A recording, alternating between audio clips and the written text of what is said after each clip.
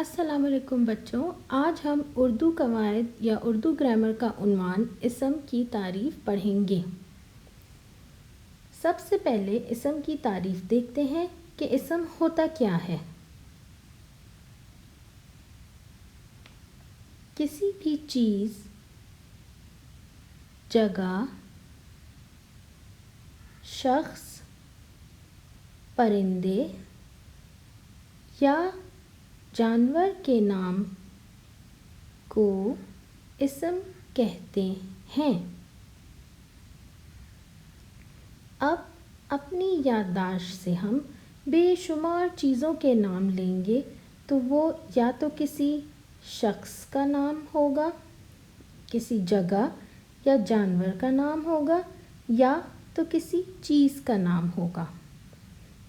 مثلاً پرندوں کی اگر مثال لیں تو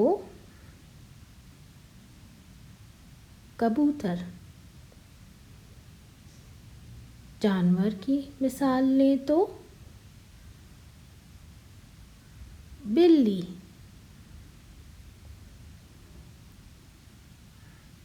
کسی چیز کا نام لیں تو پینسل،